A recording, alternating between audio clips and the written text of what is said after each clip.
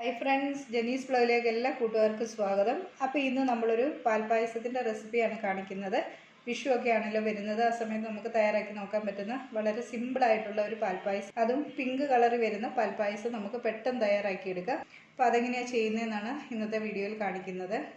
എങ്ങനെയാണ് ചെയ്തെടുക്കുന്നതെന്ന് നമുക്ക് നോക്കാം. അപ്പോൾ നമുക്ക് വീഡിയോയിലേക്ക് പോകാം. അപ്പോൾ പാൽപായസം തയ്യാറാക്കാൻ വേണ്ടി ഞാനിവിടെ 1 ലിറ്റർ പാൽ എടുത്തിട്ടുണ്ട്.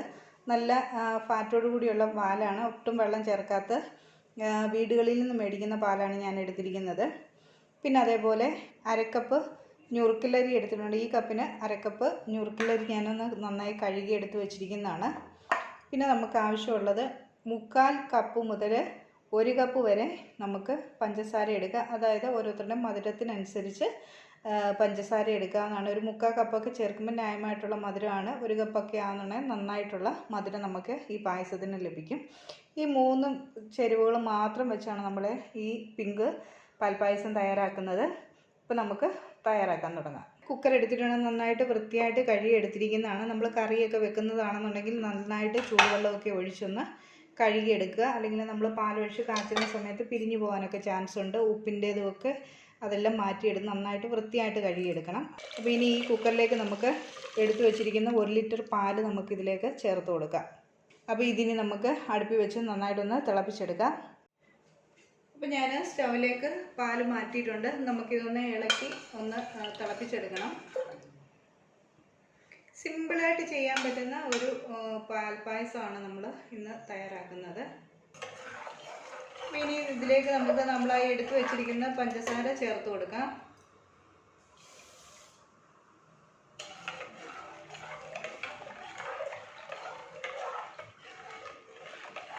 പാല് നന്നായിട്ടൊന്ന് തിളച്ച് വരട്ടെ. ഇപ്പോൾ പാലിവിടെ തിളച്ച് വന്നിട്ടുണ്ട്.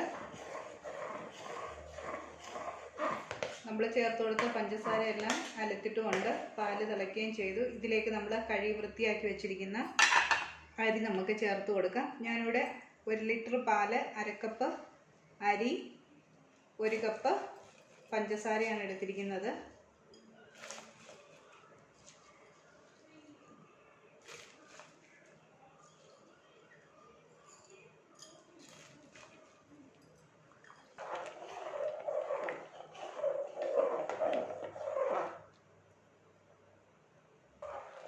ഇപ്പോൾ പാലിനകത്തിൽ അരി നമ്മൾ ചേർത്ത് കൊടുത്തിട്ടുണ്ട്.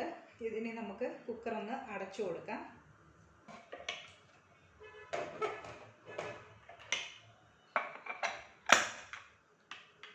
അപ്പോൾ നമ്മൾ കുക്കർ അടച്ച് എടുത്തിട്ടുണ്ട്.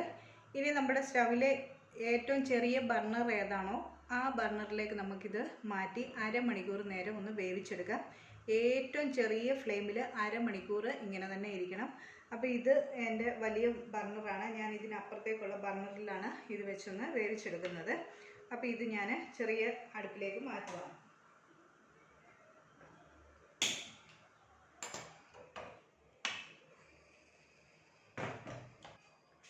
അപ്പോൾ ഇത് ഞാൻ ഏറ്റവും ചെറിയ ബർണറിലേക്ക് മാറ്റി ഏറ്റവും ലോ ഫ്ലെയിമിൽ വെച്ചിട്ടുണ്ട്.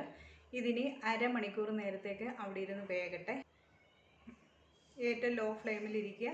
വിസിൽ ചിലപ്പോൾ അടിക്കാൻ ചാൻസ് ഉണ്ട്. അപ്പോൾ അതൊന്നും കുഴപ്പമില്ല. അരമണിക്കൂർ നേരത്തേക്ക് നമുക്ക് ഇത് വെച്ച് കൊടുക്കാം. ഇപ്പോൾ പായസം ലോ ഫ്ലെയിമിലേക്ക് മാറ്റി നമ്മൾ വെച്ചിട്ട് അരമണിക്കൂർ ആയിട്ടുണ്ട്. ഇതിൽ നമുക്ക് തീ ഓഫ് ചെയ്ത് കൊടുക്കാവുന്നതാണ്. ഇതിന് ശേഷം ഈ കുക്കർ ഇതേ അടുപ്പിൽ തന്നെ നമുക്ക് അതേപടി വെക്കാം. അതായത് കൈ തട്ടിയോ അല്ലെങ്കിൽ ഒന്നും പ്രഷർ പുറത്തു പോകാത്ത രീതിയിൽ ഇതിങ്ങനെ 1 മണിക്കൂർ നേരത്തേക്ക് നമുക്കിങ്ങനെ വെച്ച് കൊടുക്കാം. 1 മണിക്കൂറിന് ശേഷം നമുക്ക് കുക്കർ തുറന്ന് ആവിയെല്ലാം പോയതിന് ശേഷം നോക്കിയാൽ മതി. അതുവരെ ഈ അടുപ്പിൽ തന്നെ ഇങ്ങനെ തന്നെ നമുക്ക് ഈ കുക്കർ വെച്ച് കൊടുക്കാം. അതിനുശേഷം 1 മണിക്കൂർ കഴിഞ്ഞതിന് ശേഷം നമുക്ക് ഇത് എടുത്ത് നോക്കാം. അപ്പോൾ ഇതിനി ഇങ്ങനെ തന്നെ ഇരിക്കട്ടെ. ഒന്ന് തുറന്ന് നോക്കാം. നന്നായി പ്രഷർ പോയതിന് ശേഷമാണ് തുറക്കുന്നത്.